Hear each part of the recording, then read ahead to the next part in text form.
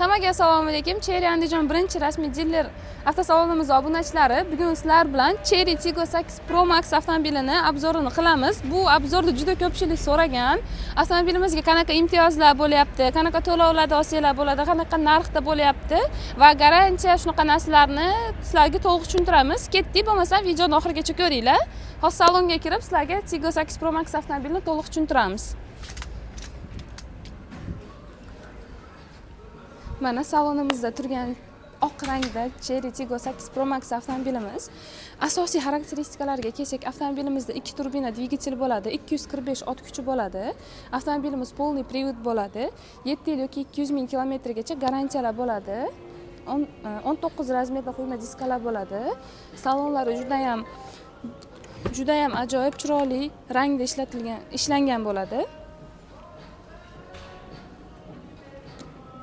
Orqalarini ham ko'ramiz. Eng qizig'i, avtomobilimiz mana 7 kishilik bo'ladi.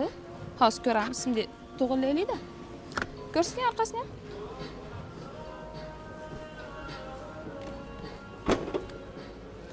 Avtomobilimizning orqa 7-qatorlarini ham hozir ko'rsatamiz.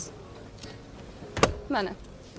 Avtomobilimiz bemalol 7 kishilik oilaviy crossover hisoblanadi. Crossover bo'lib hisoblanadi. Bagajlari elektropривод.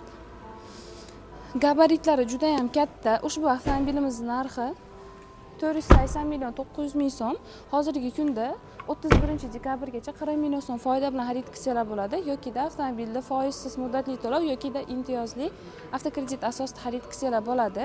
Avtomobilimiz asosiy xususiyatlaridan biri, adashib ketganimga, adaptivniy cruise control, polosa ushlaydi, masofa ushlaydi, голосовой upravleniyalari bor, zavodskoy video registratorlari bo'ladi avtomobilimizda. Undan tashqari head-up displeylari bo'ladi. Barcha hozirgi zamonda kerakli zamonaviy funksiyalari bor avtomobilimizda.